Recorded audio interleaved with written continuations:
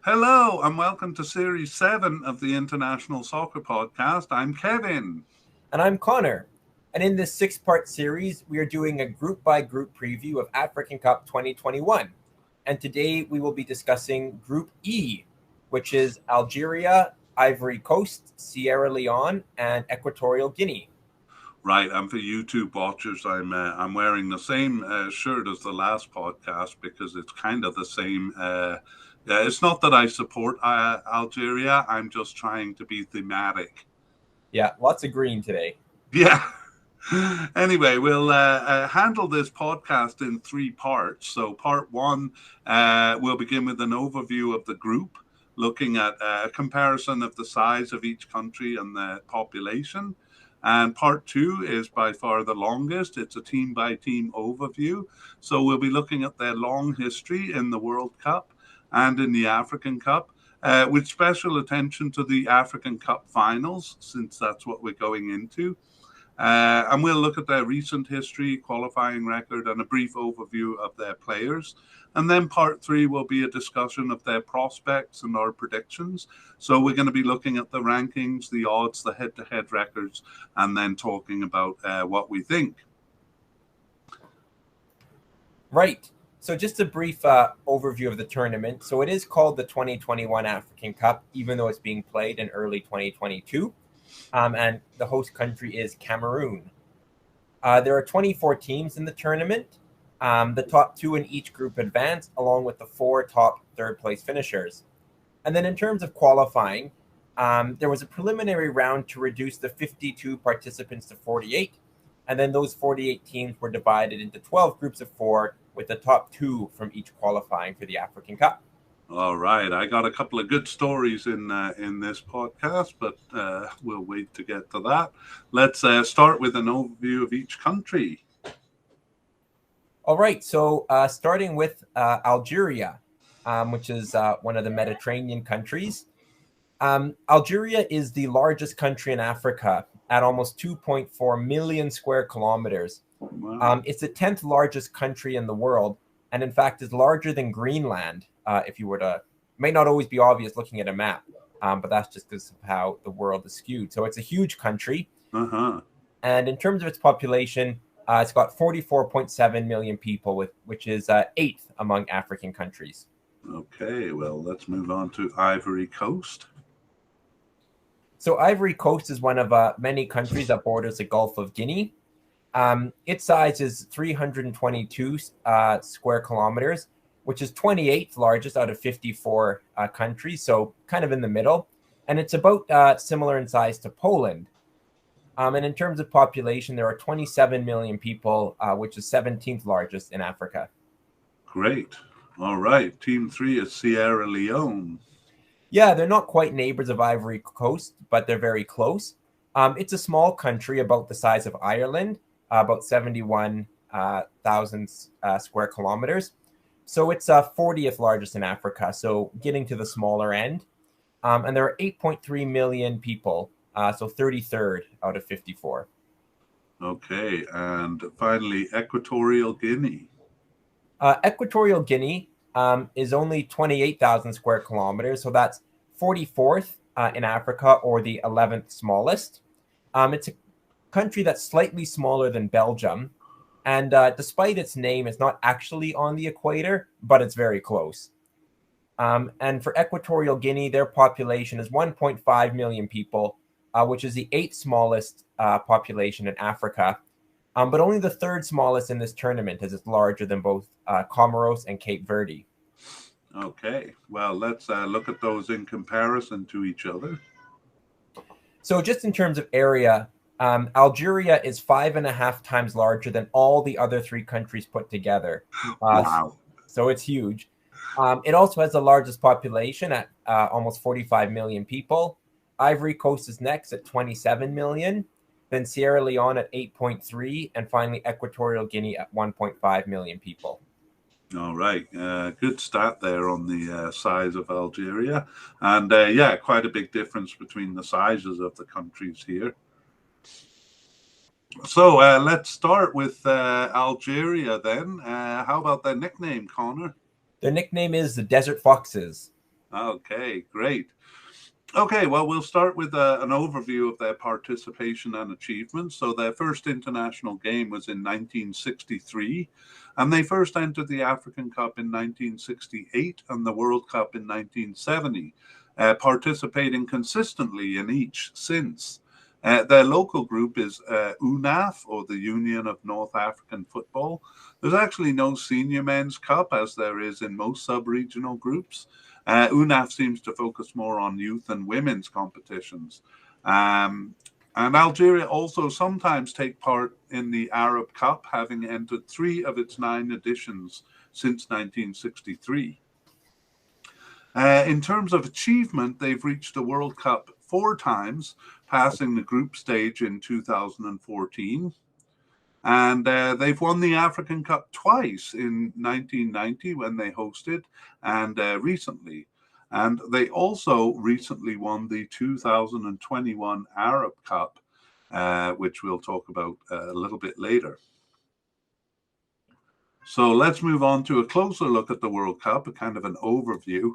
In World Cup play, they didn't make it past the first round of qualification in their first 2 attempts from 1970, and only made round 2 of 4 in 1978.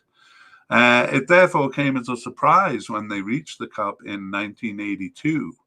In a famous incident which ultimately led to the third match of the group stage being played simultaneously, Germany and Austria colluded to play to a score that would see them both through and Algeria out.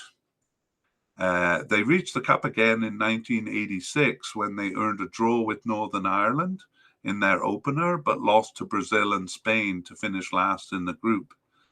After narrowly missing what would have been a 3rd World Cup in a row in 1990, they went into decline, failing even to reach the final round of qualification in 1998.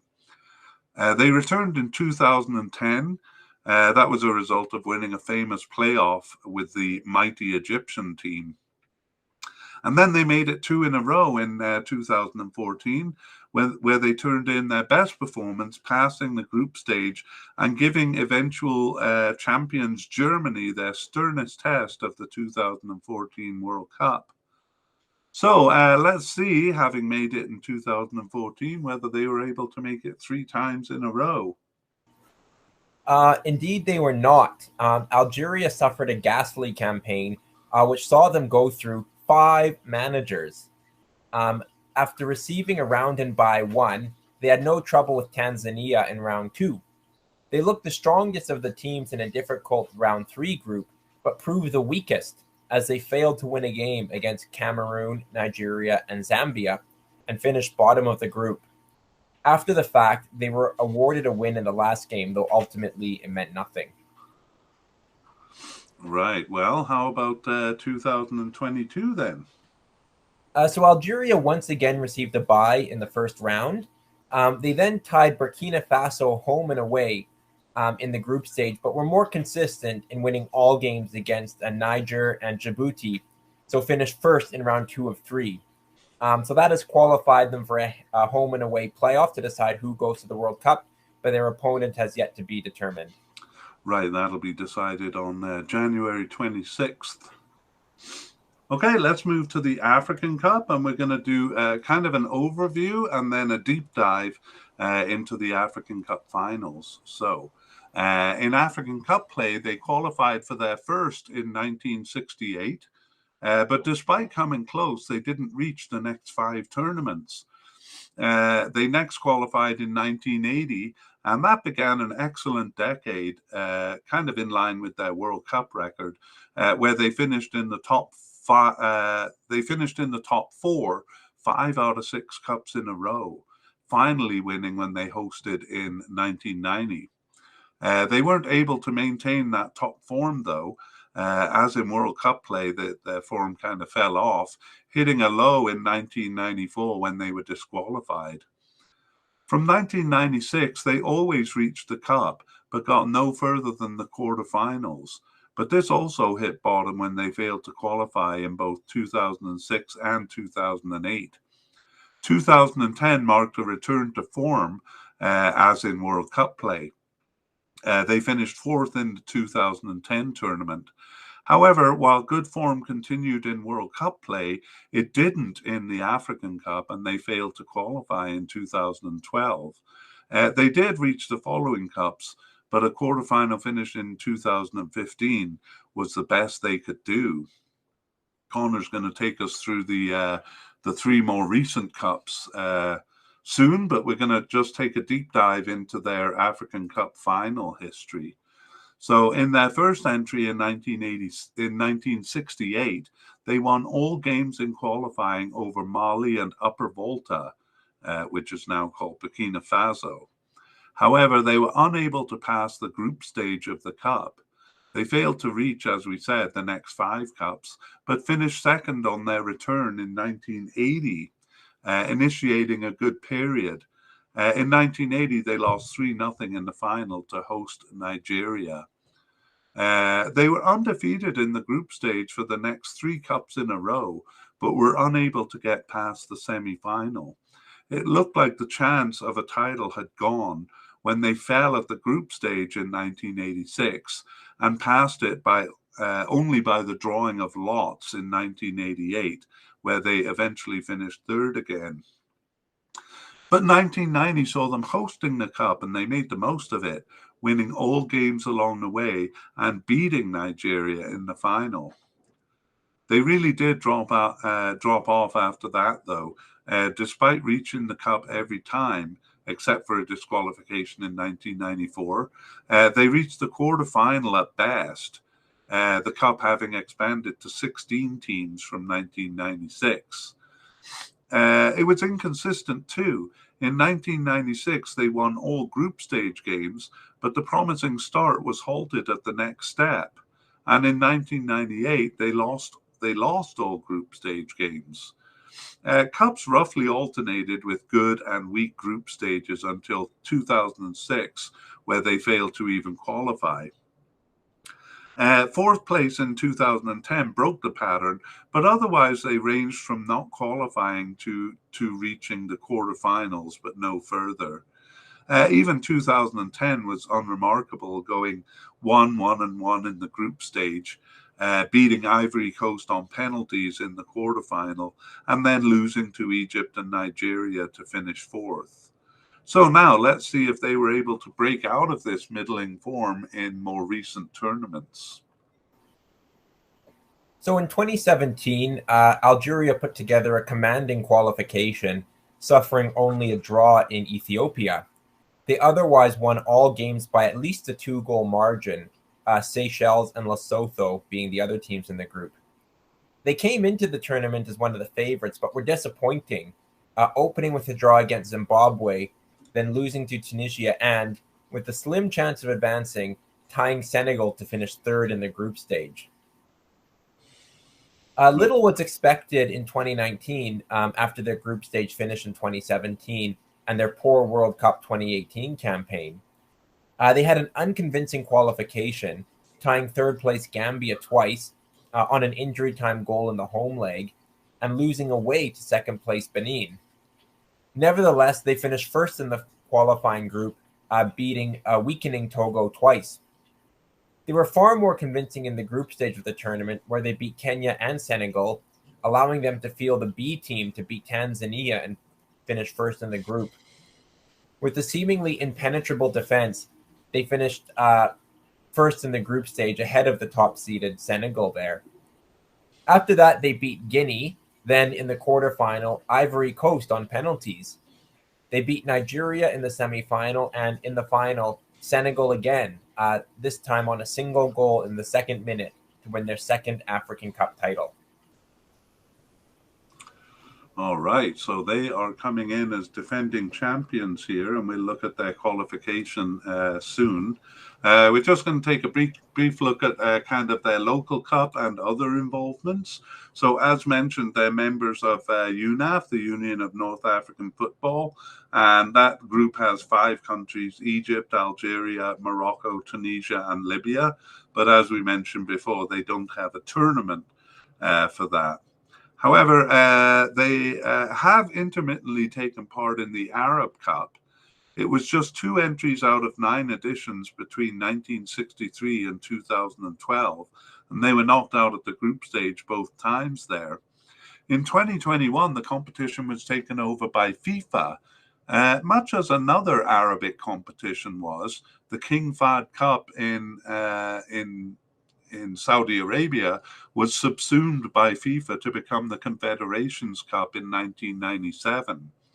So this one was also played a year before the World Cup, a year before World Cup 22, and acted as a dress rehearsal hosted by Qatar. It took place in December 2021, and Algeria and several other teams sent its best players, although generally the locally based players, and they won the tournament here. We'll take a look at that in the recent history. But let's first of all summarize Algeria. Yeah, in summary, Algeria have had 2 strong periods. The 1980s followed a very weak start over the previous 10 years, but saw success in both World and African Cups. They were quite flat in the 90s, reaching at best the quarterfinals until 2010, where they started a good, if inconsistent, period with success in both cups. It continued only in World Cup play, but just as that fell off in 2018, they came out of a slump in African Cup play to win the 2019 title. Right, so their defining feature seems to be inconsistency, which we've seen over the past 10 years. Their World Cup successes in 2010 and 2014 was only reflected in a slight rise in the African Cup performance in 2010. But while they impressed on the world stage in 2014, they remained pretty blasé in African Cup play. Conversely, a terrible World Cup campaign in 2018 was followed by winning the African Cup in 2019. So it's a little hard to know which version of Algeria to expect going forward. Okay, let's take a look at their qualifying for this cup. All right, so it was a consistent and comfortable qualification, suffering only ties in second place Zimbabwe and third place Zambia. But they won their home legs and won both against Botswana to finish a distant first in their qualifying group. Right. Now, most teams' recent matches are actually World Cup qualifiers, but Algeria has had both the Arab Cup and a couple of friendlies. So do you want to talk us through the Arab Cup there, Connor? Yeah, so they were pretty convincing in the Arab Cup. They beat Sudan and Lebanon before tying Algeria in the group stage. You mean Egypt? Egypt, sorry. Yeah. Algeria then beat Morocco's in penalties in the quarterfinals, beat host Qatar 2-1 in the semis, and then met Tunisia in the final. And after a 0-0 game, they won in penalties, as you said, to take home the Arab Cup. So a good period winning the last 2 competitions they've entered. Yeah, that's right. Just a quick correction there. It wasn't on penalties, but in extra time. Against Tunisia. Yes, thanks for that. Yeah. Okay, and they've scheduled a couple of friendlies since. They were supposed to play Gambia on January 1st, but that game was cancelled. But they did have a friendly with Ghana on January 4th, which they won quite convincingly 3-0. All right, well, let's take a quick look at their players. And we're going to be posting a podcast on players. We won't be able to do all 24 teams, but we're thinking of doing some of the favorites, some of the tournament favorites. And of course, Algeria having won in 2019 is one of them. And they have a lot of scorers. They scored a lot of goals in 2021. And in 2022 World Cup qualifying. So the most outstanding player there is Baghdad Bouneja, and he scored 4 goals in 2021, but just 2 actually in 2022. Riyad Mahrez is pretty familiar to watchers of the Premier League. He scored 3 goals in 2021 and 5 in 2022. And I'll just mention one more, Islam Slimani. He was a top scorer in World Cup 2020-22 qualifying with 7 goals, and he also got 2 in 2021. Any other names you want to point out there, Connor? Yeah, he didn't score as many, but Saeed Ben Rama is a familiar name. Also up front, they have Yassine Brahimi. Um, so they've got a lot of firepower, a lot of goal scorers, and they against some of the weaker teams in qualifying, they really filled the net, scoring 6 and even 7 goals. So yeah, they're quite a potent offensive power. Yeah, they kind of remind me of Chile in about 2015, where it was, just a very solid squad. Most of the starters are starting every game. They're not actually, using trying out a lot of players like some teams do. They seem pretty happy with the squad they have, and very tight. And I think they communicate well on the field. They know each other, so I think they're looking quite good squad wise. Yeah, and we do want to feature one player, and it's actually not one of their offensive stars, but their goalkeeper, 35-year-old Race Mboli. He plays currently with Etifak in Saudi Arabia, but has previously played in a number of countries: France, Turkey, the United States, Bulgaria, Russia, Greece, to name a few. So he's been around for quite a while. And he started all their games in the 2019 African Cup, and in fact won the Golden Glove Award for best goalkeeper. So I'm not sure how many more or how much longer he'll be around, but he's kind of their undisputed number one at this point. Would you agree?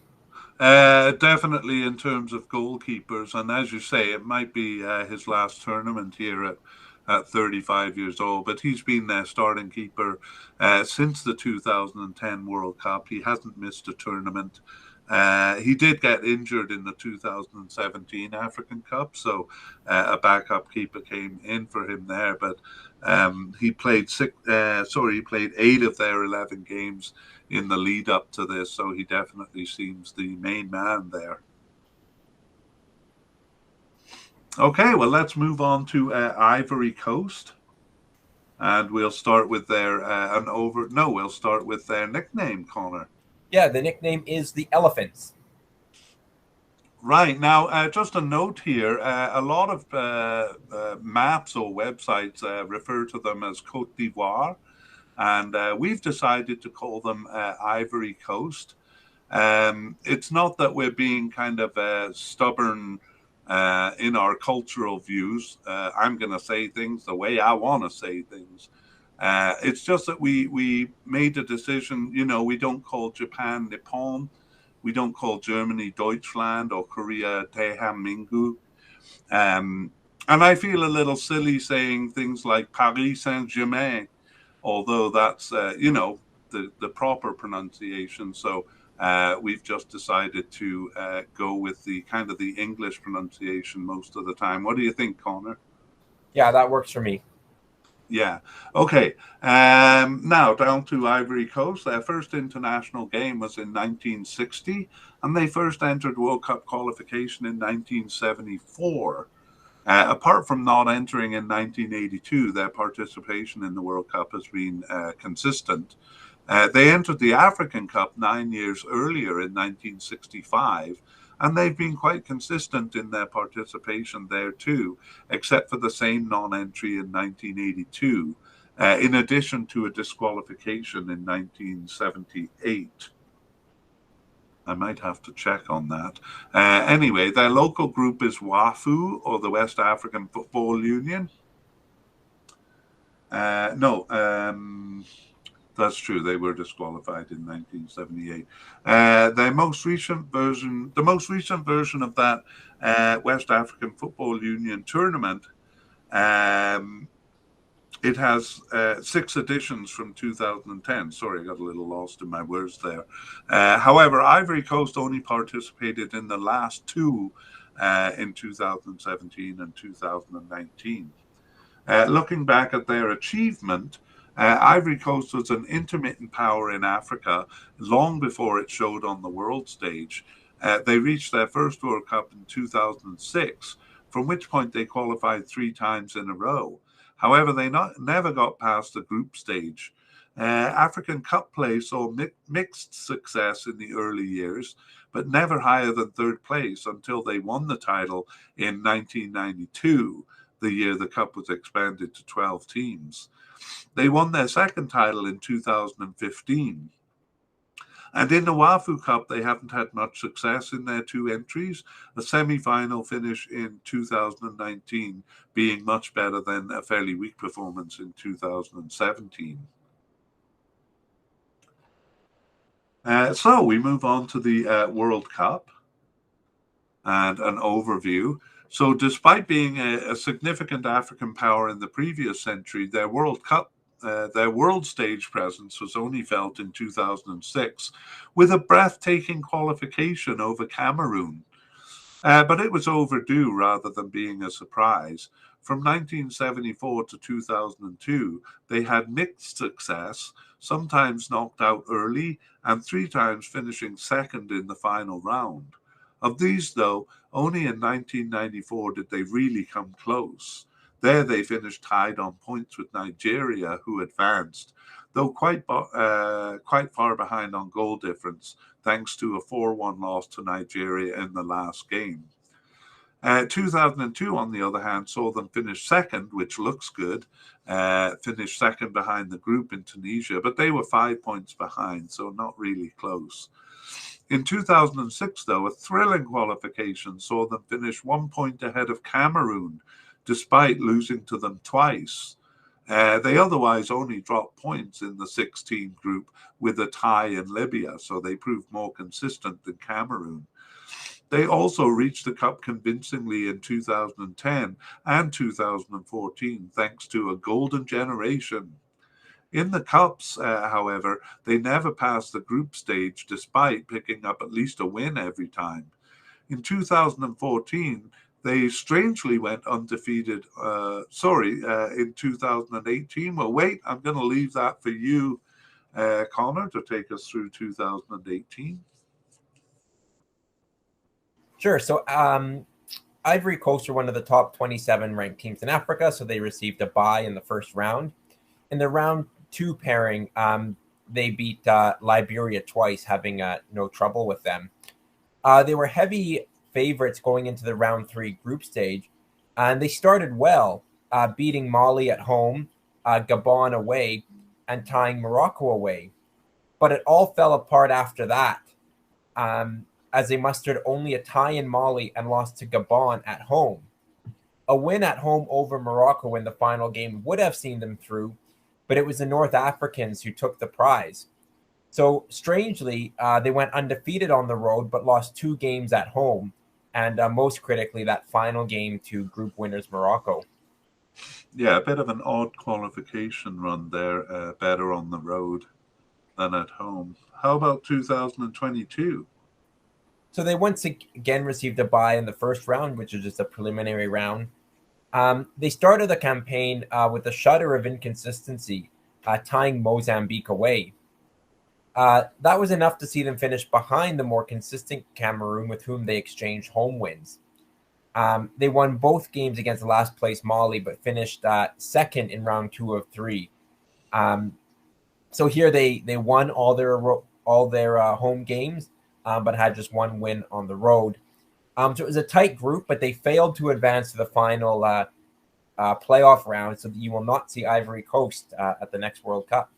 Yeah, that's an interesting parallel to 2006, where both they and Cameroon were very consistent, and just one shudder in each case. They won it in 2006, but that small shudder at the beginning cost them here.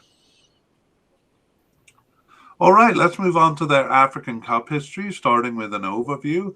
So in the African Cup, they had a good run in the late 60s, coming in the top 4 for 3 African Cups in a row.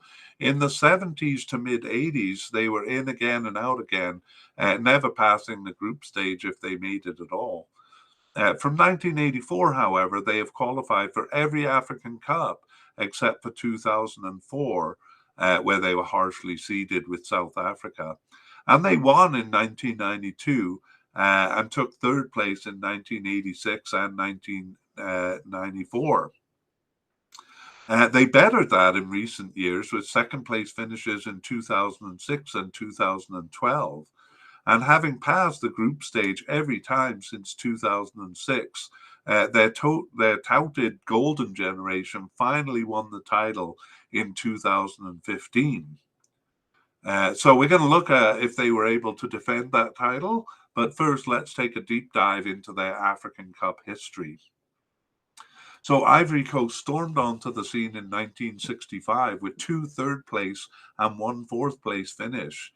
1965 was a good achievement as there were now 14 teams entering for a place in the 6-team tournament.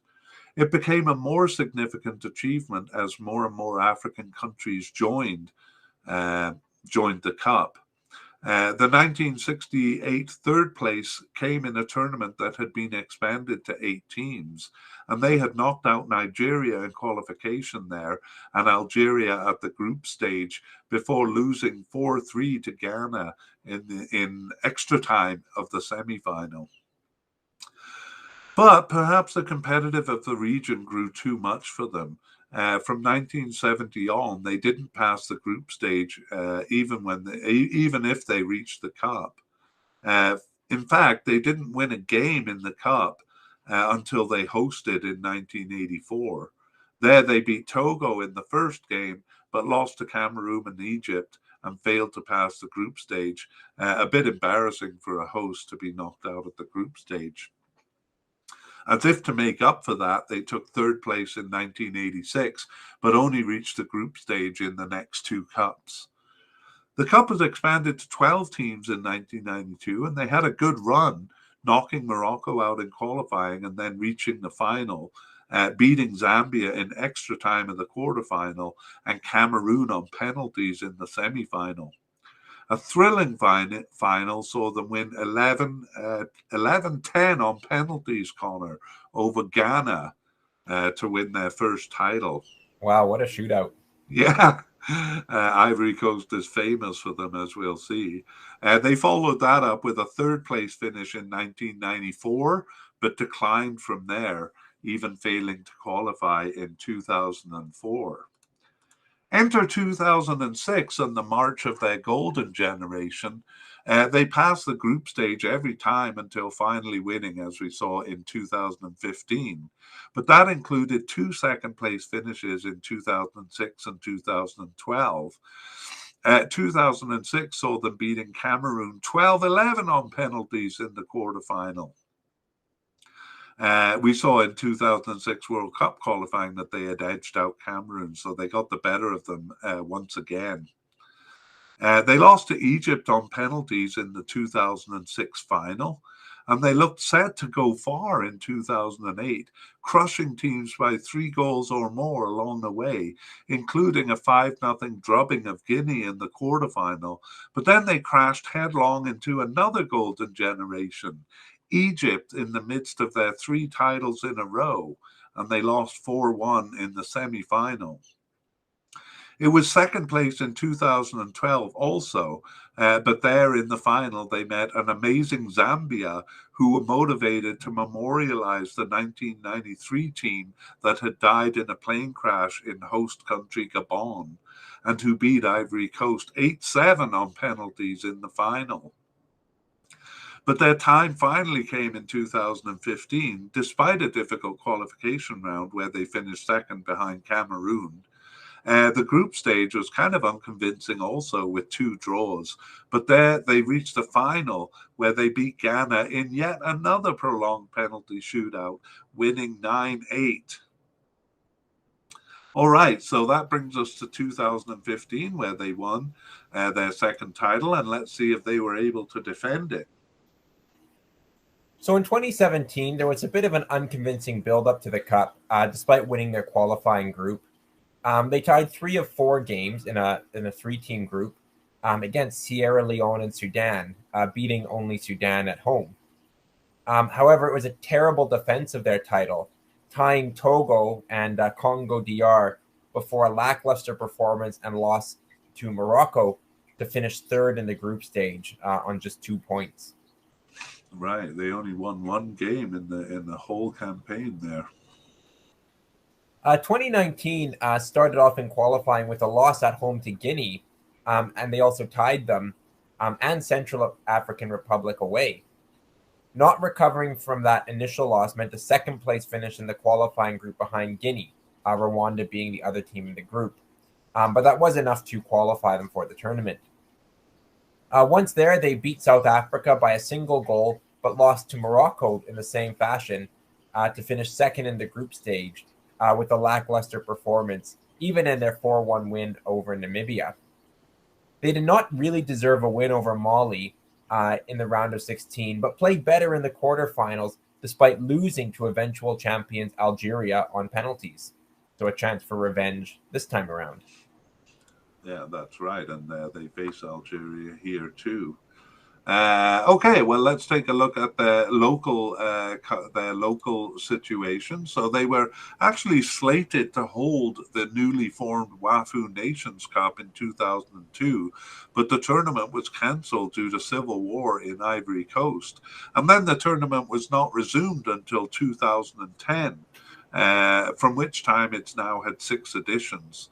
However, Ivory Coast only participated in the last 2 of these in 2017 and 19. And I think we said it was semi-final finish in 2019, but only group stage finish in 2017. And that's it for other involvement. So let's move to a summary. So in short, Ivory Coast have had 3 periods of being a first-tier power. In the late 60s and early 90s, though neither of those measured on the world radar, but their last period from 2006 to 2015 is their longest and the result of a golden generation. They have declined since, evidenced by being a Pot 2 team in 2022 World Cup qualification.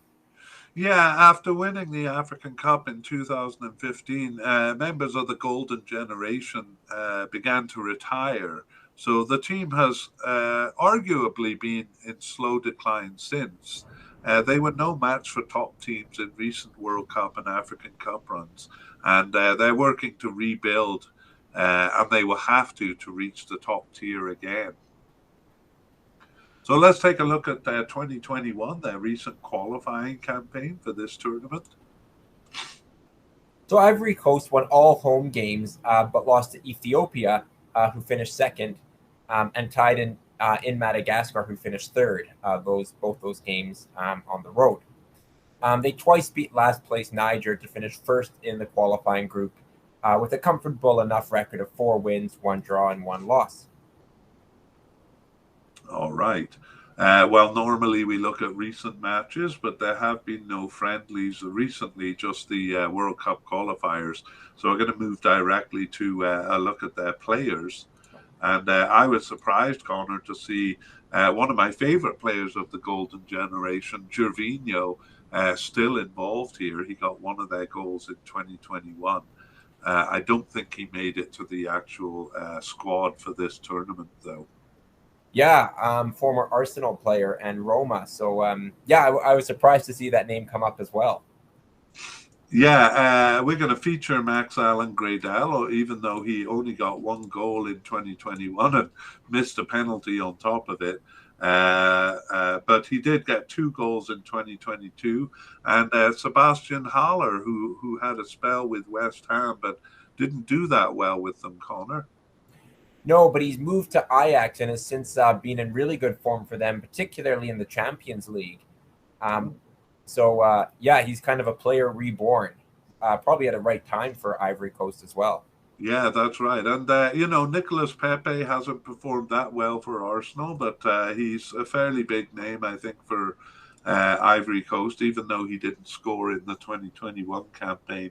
A couple of other names there, Willy Bolly in defence and Serge Aurier. And Maxwell Cornet, who was, I think, Burnley just paid a record amount for him. Is that right?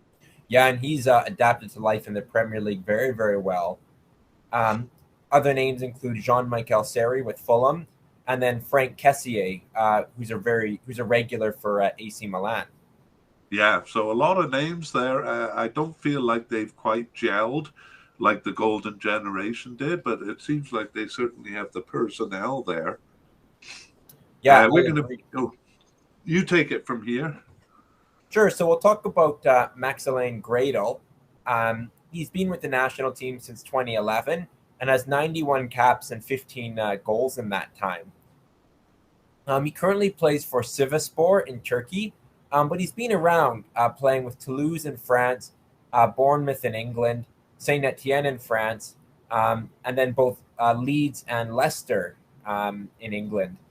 I actually remember him when he kind of burst onto the scene with Leeds United a decade ago. He was a fabulous player for them then. Yeah, he's definitely had some kind of outstanding moments, but the fact is he wasn't really a starter for the team in a lot of their tournaments. His first one was a B team game in 2012, and most of the time he was kind of a sub. But in 2019, he seemed fully involved, which seemed to be a long time coming. Okay, shall we move on? Yeah, we'll talk about Sierra Leone, whose nickname is Leone Stars. All right, well, let's begin with a kind of an overview of their participation and achievements. So, pretty old team. Their first international game was in 1949. And they first completed qualification for both the World Cup and African Cup in 1974. They didn't enter the 1990 World Cup and withdrew in 1994, but they've joined consistently otherwise. It's actually quite a bit more inconsistent in the African Cup, where they actually first entered in 1970, but withdrew and completed their first qualification in 1974. They didn't enter in 1976 and 1980 and withdrew in 1986, 1990, 1998, even though they completed at least one qualification between each of those absences. They were also disqualified in 2000 and 2019, so pretty patchy record in the African Cup there. Their local group is WAFU, like Ivory Coast, the West African Football Union, and they are eligible for the WAFU Nations Cup, which, as we saw, has 6 editions from 2010, but they participated in only 3 of those. In terms of achievement, they've never reached the World Cup, but came close in 1998. That was a period of strength, as they had also reached the African Cup twice in a row in 1994 and 1996. The most recent cup is their best showing in the WAFU Nations Cup. There they qualified for the quarterfinals for the first time. Okay, so let's move on to a World Cup. Let's move on to a World Cup overview. So generally, they're knocked out in the first round of World Cup qualification, and they only got beyond that 3 times in 1998, 2002, and 2014. 1998 is their best result, but their second place finish in the 14 group was a full 9 points behind leaders Morocco, and thus it wasn't as close as it seemed. They had campaigns of similar quality in 2010 and 2014, despite finishing third in each case. Throughout most of their campaigns, they earned some good results, and not always at home. These include several home ties with top-tier teams, which is never a surprise in Africa, but a win over Nigeria in 2002 was good, and an away win in Ghana in 1998, who they bested and finished ahead of, shows that they can flex some muscle. Let's take a look at their recent campaigns. So, beginning with the 2018 World Cup, they were one of the 26 weakest teams in Africa required to play in round 1 of 3. There, they exchanged home wins with Chad, but found themselves on the wrong side of the away goals rule. So they were out of the competition quite quickly. Yikes.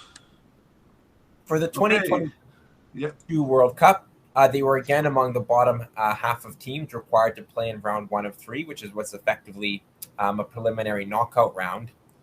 Their FIFA ranking was second top in that group, though, at 114, and they met neighbors Liberia, who were ranked 152. After losing to 2 late goals in the first leg, they won the second and had the opportunity to make up the goal difference on an injury time penalty, which they missed to be eliminated in the preliminary knockout. Oof is my official response to that. Okay, well, let's take a look at their African Cup history. And yeah, sorry, I've just got a little lost there. And we'll start with an overview and then take a deep dive, although there's not a lot to dive into there. Their qualifications for the 1994 and 1996 African Cups were actually preceded by 2 good campaigns before that. They did well to reach those cups, but they weren't able to get past the group stage. A long dry spell ensued after that, with a withdrawal in 1998, a disqualification in 2000, and an early round knockout in 2002. Their disqualification in 2000 was for being unable to guarantee the safety of visiting teams, a kind of an unusual reason I've never heard before from FIFA. 2004, though, was a competitive qualification run, but it was the last one until 2012. In 2012, they were very close, finishing in a 3-way tie for first, with Niger advancing, and Niger advancing over them. And 2013, where they tied Tunisia twice, but lost out on away goals. More often, though, campaigns have been pretty feeble. In the first few campaigns, they were invariably knocked out early. And in 2008, they earned just a single goal in 6 games, while 2015 saw them earn only a single draw over 8 games, though, in fairness, that was a notably difficult group. Okay, well, before Connor takes us through their recent campaigns, we're going to do a deep dive into their 2 cups in the 1990s. So in 1994, they were undefeated in qualification, impressively finishing ahead of Algeria and Senegal. In the 3-team group stage, though, they lost 4-0 to Ivory Coast and tied Zambia 0-0, emerging from the contest without a goal. 1996 saw them finish second behind Ghana, with 3 of the 6 teams not completing qualification. They started the group stage well with a win over Burkina Faso, but then lost to Algeria and Zambia. Zambia scoring at 2 minutes and 9 minutes to eventually hand Sierra Leone a 4-0 defeat. Okay, let's move up to current times then and see how they did in 2017. Yeah, well, after a weak 2015 qualification, in 2017, they were competitive again. After losing their opener in Sudan, they overcame Sudan, who were the pot 2 team, by tying Ivory Coast both home and away to finish second in the tight 3-team qualification group. However, that wasn't enough to take them to the cup. Okay, what about 2019? 2019 started with the win at home to Kenya and then a loss to Ethiopia, but games were then suspended for government interference, which later became a disqualification with all their games annulled. So actually, this was a benefit for Kenya, who had lost to Sierra Leone, but a bane for Ethiopia, who had beaten them. Okay. Okay, just a quick look at their local involvement. So they're part of WAFU, or the West African Football Union. They've only competed in half the 6 editions in this incarnation of the Cup, which started in 2010. And they are more involved recently, having joined the last 2 Cups in 2017 and 2019. In the most recent edition, they won a qualifying game over Liberia who we saw beat them in 2022 World Cup qualifying. That was all they needed to do to reach the tournament, which actually is not really a tournament. It begins as a quarterfinal knockout and then goes down to the final. But they lost to Mali there. And that's that. So let's summarize Sierra Leone. Well, as with many African teams, they are tough at home and have taken points from many of the top teams there, especially in their strong campaigns. Certainly, their best years were in the mid-90s, where they not only reached 2 African Cups, but were competitive in qualification runs prior to that. Unfortunately, they did not participate in World Cup competition during that period, but it does reflect in their 1998 World Cup qualification, which was their most competitive campaign. In their case, some countries refused to visit their home because of the trouble with the Ebola virus. However, reports of its extinction in 2015 have calmed these fears.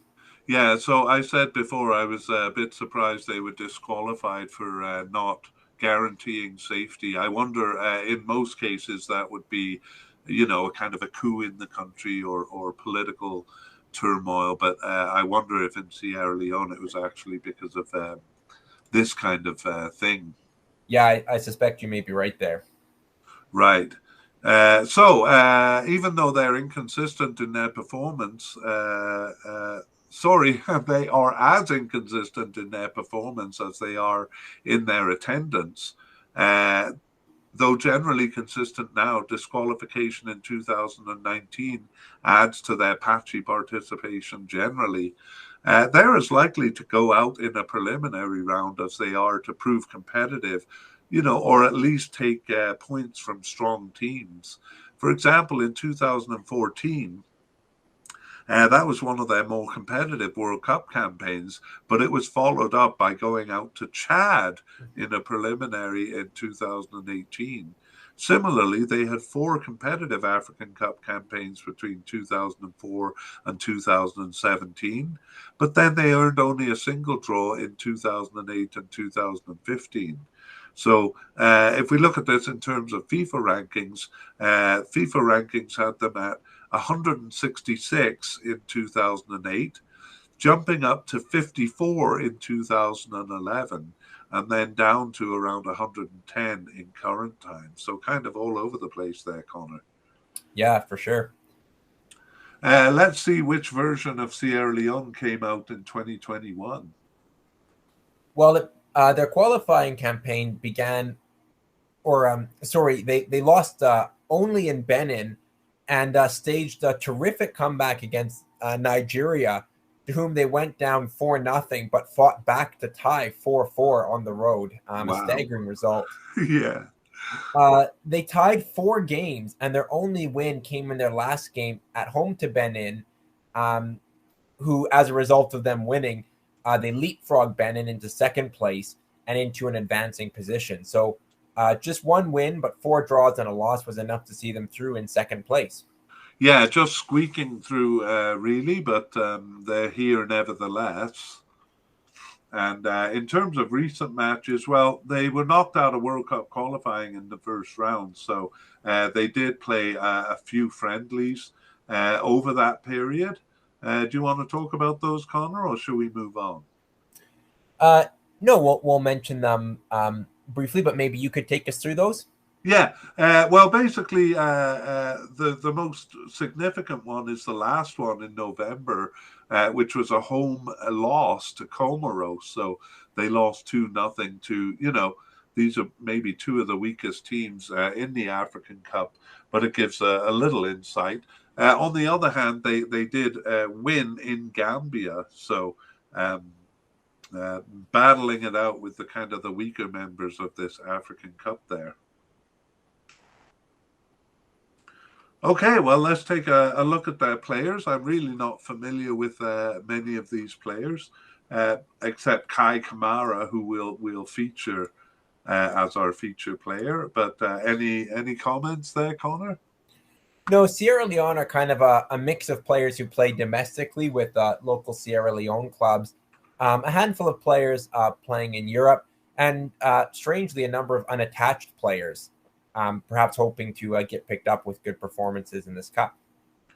Right. Well, I'll just point out Kwame Kwei is their top scorer in both 2021 and 2022, but they haven't scored a lot of goals. Just 6 goals in 2021, and he got 2 of them, and only 2 goals in 2022, and he got 1 of them. But Kai Kamara scored 1 goal in both cups, so let's feature him. Yeah, he's a 37-year-old now, has 36 caps and 7 goals for the national team. And he actually spent a lot of his playing career in Major League Soccer in the United States. He had a couple spells in England with Norwich and Middlesbrough, but spent a lot of years playing in the States, including a season. And Canada. I was just getting there. You beat me to it. But yes, 1 season with the Vancouver Whitecaps in Canada. He's quite prolific in Major League Soccer. So he's getting on now, but a pretty big name for them. Yeah, I think this will be kind of a swan song tournament. He's never played in a tournament before, but he's kind of scored in a lot of their qualification runs all the way from 2014 is the record I have, but he probably goes back a bit before that. So I'm glad he gets to play a tournament. Absolutely. One can only guess he'll just retire after this, hey? I would think so, but I'd love to see him go out with at least a goal. Yeah, that would be nice to see. Okay, well, let's move on to our last team, Equatorial Guinea. And do we have a name? Yeah, their nickname is the Unzalang Nacional, if I said that correctly, which means the National Lightning. Okay. Well, I have a couple of good stories about Equatorial Guinea here, but we'll just kind of go over their participation and achievements. So their first international game was in 1975, but they first entered the World Cup in 2002. However, they were involved in the African Cup from 1982, though they withdrew and didn't complete a first qualification until 1990 and a second one until 2000. So they participated consistently since around 2000 then. They're part of a local group in the Central African Football Federations Union. We'll talk about that later. It's actually called UNIFAC because it's based on its Portuguese title. But UNIFAC doesn't have a cup currently. They've tried to establish one 4 times, but it seems to have never taken. In terms of achievement, they've never reached the World Cup or even the final round of World Cup qualifying. Until 2021, they've reached the 2 African Cups. Both of them were by dint of hosting. So they've done well once there, reaching as high as 4th place in 2015. Okay, so moving on to their World Cup history overview. In the World Cup, they were knocked out in preliminaries until 2010. 2006 saw them beat Togo in the first leg at home, but lose by a larger margin in the second leg. 2010 was a group stage, and they started well with a win over Sierra Leone, who they meet here, but then they lost all other 5 games. 2014 saw them win a preliminary over Madagascar and perform well at home, tying Tunisia. They beat Cape Verde, but the result was taken away for fielding a suspended player. They finished bottom behind Sierra Leone with only 2 points.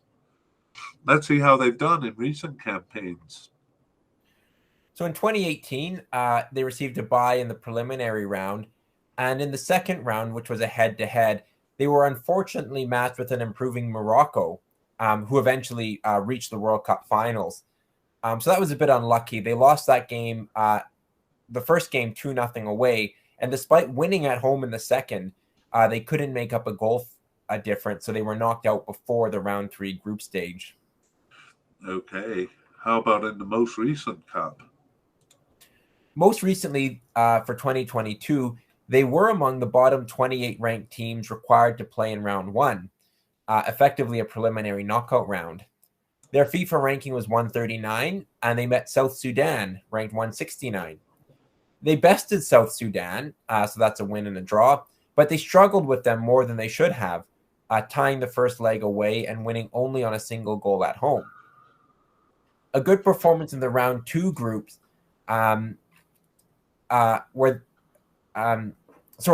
performance in the round two group, where they were obviously underrated, coming in as a fourth seed team. But they won all at home, and their only loss was in Tunisia. They tied Zambia and Mauritania on the road to finish in second place in that round, with a good record of 3 wins, 2 draws, and a loss. Yeah, that's a pretty good performance. I kind of would have to disagree with the fourth seed there, but coming second is quite impressive. All right, let's look at their African Cup history. So we'll do kind of an overview, and then we'll look at their finals, their dramatic finals in more detail. So their African Cup history is up and down. They actually passed the first round in 1982 when Benin withdrew. That's the first round of qualification. But then they withdrew from the second round, so they're not credited with joining the tournament until 1990. They were knocked out in preliminary rounds until 2004, when qualification started with a group stage. They earned only 1 win over Gabon and lost the rest. 2008 showed marked improvement, winning all home games, even over Cameroon, tying Libya on the road to finish second, though it was a distant second. 2012 saw them co-hosting, but they proved themselves worthy of being in the African Cup by reaching the quarterfinals. It was the same when they were suddenly called on to host the 2015 African Cup, and they took 4th place there. So before seeing how they fared since then, let's take a closer look at those dramatic cup runs. So as we've seen, they passed the group stage in both of the cups that they reached. Of course, they got to the cups by dint of hosting. Both were filled with drama and stories abound. 2012 saw them actually co-hosting with Gabon. Experienced international manager Henri Michel quit twice in the 3 months before the cup, and a caretaker manager was brought in 18 days before the tournament started. Regardless, though, they won their first game over Libya, scoring the only goal of the game at 87, sending the fans into a frenzy. The dream continued as they took a lead over Senegal in Game 2, but hopes were tempered when Senegal scored an equalizer at 89. However, a blazing strike from Kili Alvarez at 90+3 earned them a late win. It assured them passages into the final stage, even got them a red card to a player celebrating too much, but pandemonious joy in the stadium.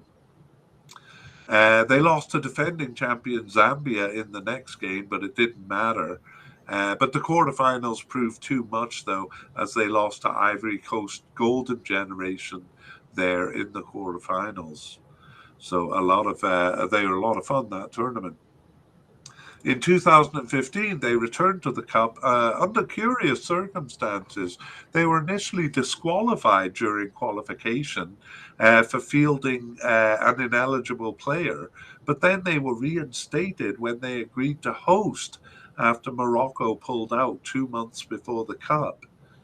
They went undefeated through the group stage, tying Congo and Burkina Faso and beating Gabon to finish second in the group stage. A dramatic quarterfinal. This is great, Connor. Dramatic quarterfinal saw Tunisia going up a goal at 70 and then resorting to time-wasting tactics. Although the game was refereed terribly, a penalty in injury time to Equatorial Guinea was the right call, even if it did infuriate the Tunisians. The hosts went on to score a beautiful free kick in extra time, leaving Tunisia in paroxysms Anyway, especially when Equatorial Guinea was now the one employing time-wasting tactics. So yeah, there are a lot of punishments handed out after that game. Tunisia was kind of disgraceful, um, but fun to watch nevertheless. The fans actually caused trouble in the next game against Ghana. They were intimidating the Ghanaian fans, throwing water bottles and threatening to attack them after the game. And this caused a 30-minute game in the delay. A 30-minute delay in the game while the matter was resolved. So that wasn't fun. That was actually quite uncomfortable. The Ghanaian fans actually behaved really well. There was no doubt of the better team, though, and Ghana won 3-0. The third place match went to penalties against Congo DR, and Equatorial Guinea lost to finish fourth. All right, now let's turn to 2017 to see how they did after that. Well, they couldn't follow it up as they had a poor qualification run in 2017. Equatorial Guinea came in as a pot 2 team, but pot 3 Benin proved stronger by besting them. They shamefully lost in South Sudan, but made amendments in the final game to take third place, losing twice on late goals in both cases to group winners Mali. All right, how about 2019? 2019 was again disappointing in that they didn't challenge for second place, losing twice to second place finishers Madagascar. Group winner Senegal proved too tough, but they twice beat a weaker than expected Sudan to finish third in the qualifying group. All right. Okay, well, a quick look at their local cup, which we have mentioned. So they're part of the Central African Football Federations Union, or UNIFAC. It has 8 members, with Cameroon and Congo DR as the strongest teams. And they don't currently have a cup, even though they've attempted 4 times to establish one. With varying success, the last one was the best attempt, and it's called the CFAC Cup. But it ran from 2003 to 2014 with 10 editions. But we're not going to cover it. We're not going to cover it here because it ended in 2014. I think they actually did win it once in 2006. But let's move on to a summary. So Equatorial Guinea have actually earned a bad reputation, accused of recruiting and using ineligible players. Most of their players are raised in Portugal, but the complaints stem from them using Brazilian players. They were punished for this in 2015, but ironically forgiven when they became the hosts of the tournament. Apart from 2 African Cup post-group stage finishes, they have been a weak team, though more competitive in recent campaigns. Perhaps more time is needed to tell, but the initial reading is that they're not really African Cup quarterfinalists, but a team that would struggle to qualify under normal circumstances. Right. They did well in 2012 and 2015 when they hosted, but it makes them hard to judge and doesn't seem to have improved their overall performance. A return to weak form after 2015 suggested hosting or maybe questionable recruiting tactics was responsible for their success. But good campaigns in recent times maybe make us rethink that. They've been increasingly competitive. They did drop in ELO rankings from 110 in 2015 to 133 in 2019. But they've since risen to 93, which is higher than where they were at after their 2 African Cup runs. Let's see how they did in qualifying for this tournament. They came in as a 4th seed to their 14 group, but beat 2nd seeded Libya twice.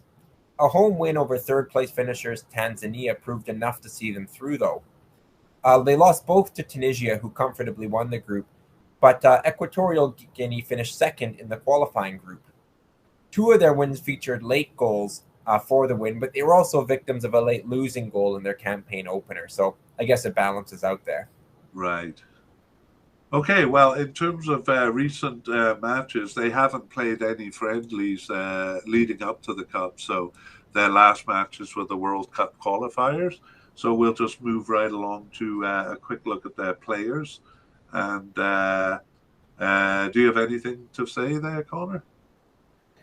A lot of their players play in Spain, but mostly on second tier clubs, so not really at the highest level. They also have a number of players that play domestically. So yeah, none of the names really jump out at me. Yeah, sorry, I was maybe mixing things up when I said a lot of their players are Portuguese. Maybe I was mixing them up with another team, but as you say, they seem to play a lot in Spain. No, Uh, I think you're right. It was they are a former Portuguese colony, but right, yeah. yeah, lots in Uh, Spain nonetheless. okay. Uh, yeah, no names really jump out at me except for Emilio Insue. He was top scorer in 2022 with 2 goals, and he got one in 2021 also. And I think Sol Coco is a kind of an up and comer for them, while Iban Salvador, uh, the name's familiar to me, so I think he might have been involved in the African Cups. African Cups too. But let's feature Emilio Nsue in our feature player. Yeah, he may be familiar to some. He is the captain of the team, which he's been with for almost a decade now, and has 13 goals in his 28 caps. He currently plays in Cyprus. He's been there since 2018 with a couple clubs. But prior to that, he played with both Birmingham and Middlesbrough in the English second tier, and with Mallorca in Spain before that. So, kind of one of the more high profile players. Um, and yeah, Yeah, with those spells in both Spain and England. right. Well, he wasn't on that African Cup 2012 squad, but he was the captain in 2015. So he became captain quite quickly, just 2 years after he joined the team. And of course, he was a starter in the 2015 Cup. And he scored a lot of their goals along the way in failed qualifications. And he played 5 of their 8 games in 2021. He actually got that crucial late winning goal at home to Tanzania, the one that put them through to the finals. So, um, kind of a clutch player, perhaps. All right, well, let's move on to part 3 of the podcast where we kind of look at the prospects of each team. And we're going to start with the FIFA and ELO rankings. All right. So Algeria are the pot one team. They're ranked 29th in the world in FIFA and 26th in the ELO system. That puts them third among African countries according to FIFA, but the top ranked African team in the ELO system. So it depends which system you look at there. Right. Ivory Coast are a little further behind. They're 56th in FIFA rankings and 51st in ELO. But that makes a bit of a difference to their rankings in Africa, where they're 10th in FIFA and 5th in ELO. So they are a pot 2 team, but could have been a pot 1 team had the ELO rankings been used. I mean, they're not by FIFA, but they do. We both tend to find them a little bit more reliable. That's right. Sierra Leone, it's a big drop off to them. They're 108th in the world according to FIFA and 119th in ELO, so that's 25th or 30th among African countries. And then Equatorial Guinea are 114th in the FIFA rankings, but 93rd in ELO. So there's a big discrepancy there. They're the 28th ranked team in Africa in the FIFA system, but 17th according to ELO. So while in FIFA rankings they're 6 places below Sierra Leone, they're 26 places above Sierra Leone in the ELO ranking. So an interesting disparity there.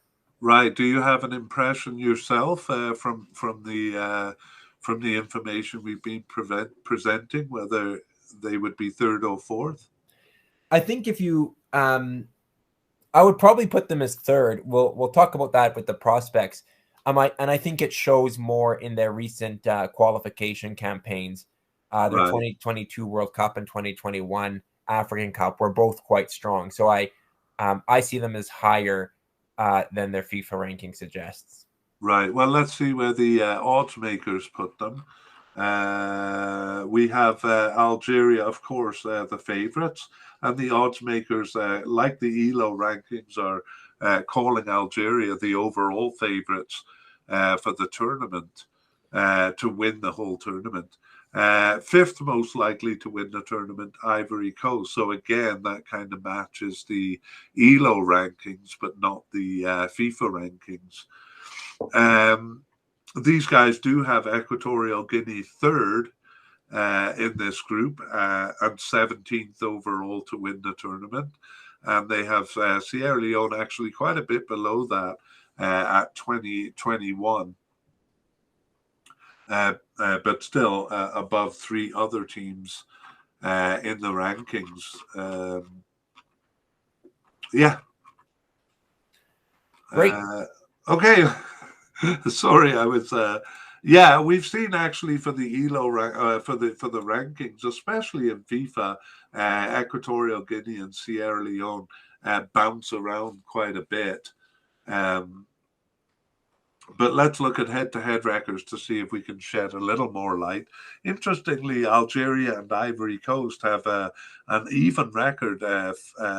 Well, whichever team you choose, it's 5 wins, 4 ties, and 5 losses. So, wow, they play very evenly.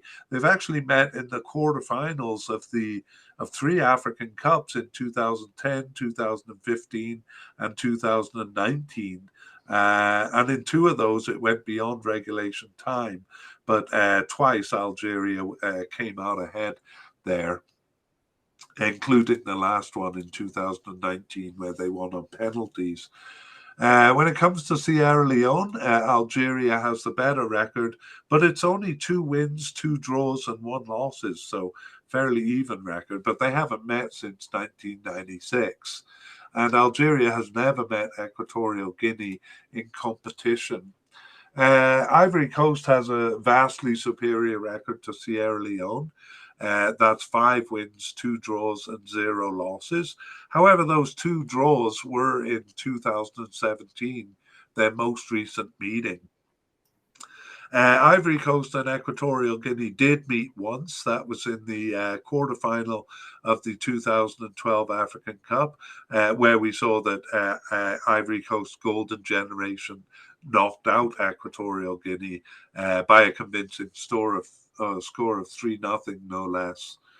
And then Sierra Leone and Equatorial Guinea, we've just kind of said that we think Equatorial Guinea is the better team, but actually Sierra Leone has a much better head-to-head record, 4 wins, 1 draw, and 1 loss. And they met in 2014, most recently, where Sierra Leone bested Equatorial Guinea. So there we have it. So we move on to our discussion of the teams. Let me just... why don't you take it away, Connor? Sure. So, Algeria, as we've seen, they've been a bit of an inconsistent team, kind of intermittently popping up, but there wasn't a lot to suggest their 2019 African Cup win, but they sustained that with the win at the 2021 Arab Cup. As you mentioned, they have a pretty stable squad, and they've got a lot of good results. So, they're ranked by the odds makers as a favorite for the tournament, and it's kind of hard to disagree with that.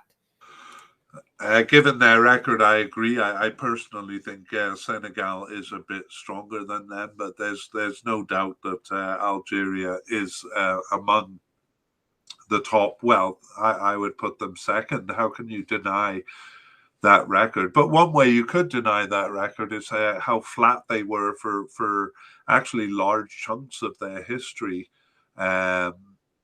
However, the way they've been now and the stable squad they had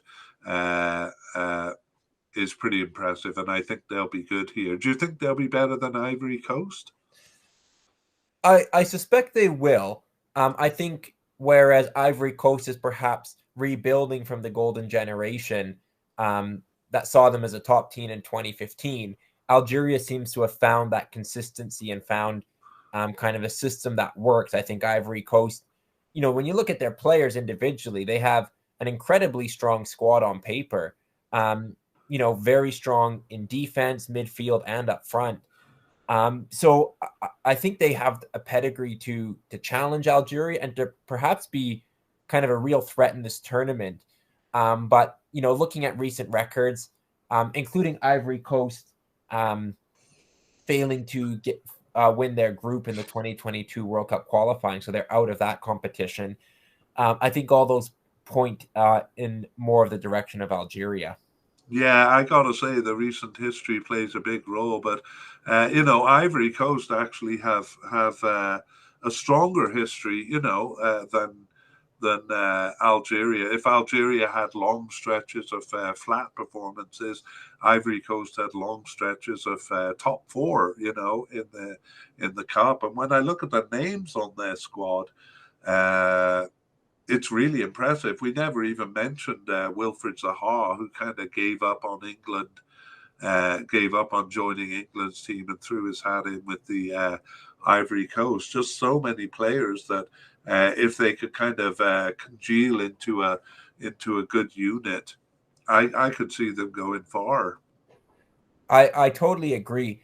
They were a pot two team, actually ranked, as we saw in the FIFA rankings, um, as the tenth team in the tournament. I think they're far better than that. I do put them in the top six. I think they were perhaps unlucky not to be in pot one, though. Again, their recent performances may not entirely back that up. But I think their ELO ranking of fifth is more reflective of where they sit among African teams. And if they do get it right, certainly they could go on a run, even all the way to the final. Yeah, I agree with you there. I think, they were in recovery after so many members of the Golden Generation uh, retired, but they didn't really fall down flat. They just kind of went down a little bit, and they may be ready to come back up. I totally agree that they're not really a pot two team, but I do see how performances have put them there. But I think they'll be back on the stage pretty quickly. How about Sierra Leone or Equatorial Guinea? Do you see either of those challenging the top two? I don't really see it in this group, and I think they're both a bit unlucky to have faced what we kind of consider as two pot one teams in their group. Um, I Among the two of them, I stand by Equatorial Guinea being the stronger team, despite, as you mentioned, Sierra Leone having the better head-to-head record. Equatorial Guinea in their two previous cups surprised by getting out of the group. They were at home, but I think they're a team that's capable of surprising yet again. So I wouldn't write them off, um, even to get out of the group as possibly in the third place spot. That would depend on beating Sierra Leone and perhaps getting a point against Ivory Coast or Algeria. But yeah, I think they're more likely to pull a surprise or to take points off the top two than Sierra Leone is. Yeah, I couldn't agree with you more there. I mean, one of the reasons we're a bit skeptical about FIFA rankings is because they get things so wrong like this. Like, Equatorial Guinea is clearly a stronger team than Sierra Leone. And you said they were pot four in 2022 World Cup qualifying and finished second. Sierra Leone hasn't done anything to justify being the top three team here. They squeaked into qualification here. They basically tied with Benin and won on goal difference, whereas Equatorial Guinea had a good campaign. Sierra Leone have lost World Cup campaigns to Chad and Liberia, whereas Equatorial Guinea, they have had feeble campaigns too, but not recently.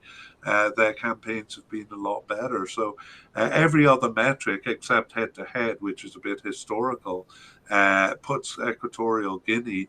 And sometimes, Connor, that FIFA ranking inaccuracy leads to really big injustices. Yeah, I think this is one of the stronger groups in the tournament. partly because of perhaps some deflated rankings. And I agree. I think when you look at, if you want to look as far back as just kind of the recent 2 qualification campaigns, they were really good. They won 3 games in each of their World Cup 2022 and African Cup 2021 qualifying campaigns. So they were more than competitive. And if they carry that form in, I think they could be a threat. Perhaps not to finish second, but certainly to take points off the others. They're good enough to. Yeah, I think they'll definitely beat Sierra Leone, and if they can snatch a point off one of the top teams, that will probably see them through in third place. But maybe at the game level they'll be a threat to Algeria and Ivory Coast, but I can't see them at the campaign level really challenging for second. So I think a third place advancing spot would be as close as they'll get. Yeah, I think getting out of the group, especially from this difficult group, would be a good achievement in itself, but I don't really see them winning a game in the knockout round. Yeah. Who are you talking about there? Equatorial Guinea. Oh, okay. Well, that kind of leads us into talking about the knockout round. But let's go back to the top and Algeria. How far do you see them getting? Um, I mean, it's hard not to say back to the final, given their performances in the recent African and Arab Cups. I think that will be their goal. I think an interesting dynamic potentially between Algeria and Ivory Coast is a possible weight of expectations. I think Algeria will have higher expectations now, given their recent successes, and I think Ivory Coast, now that some of their top players, have moved on, and we're talking Yaya Toure, Didier Drogba, and Solomon Kalou. Perhaps less is expected of them now, even though they've got a strong team. So they may kind of fly in a little bit under the radar, and perhaps the lack of expectations could work in their favor. That's a really good point in terms of both teams. Expectations do play a strong role. And given the way Algeria has performed recently, their fans will be expecting. I think, you say the final, and of course that's possible. But I think more reasonably, the semi-finals, um, they'll be expected to reach that. But to be honest, that's not really their history in the African Cup. So that may be a heavy expectation for them. Yeah, and at a game level too. I mean, both teams have lived and died by penalty shootouts recently. Yeah. So you get to a penalty shootout against anybody, and can kind of go either way, whether that's in the round of 16 or the final itself. So, yeah, lots of there could be things kind of outside their control as well. Fate may have a role to play. I think semifinals would be good achievements for both teams, but with a good run, either team I think is capable of winning. Yeah. I like what you said about Ivory Coast. Maybe the pressure is off them. They're certainly a team capable of reaching the semi-finals. They haven't shown that in recent years, but they have a long history of doing it. So, as you say, pressure off, a good performance. There's really semi-finals is not unrealistic. And I guess we talked about Equatorial Guinea perhaps reaching the round of 16. I too would kind of expect them to be knocked out there if they got there. Yeah.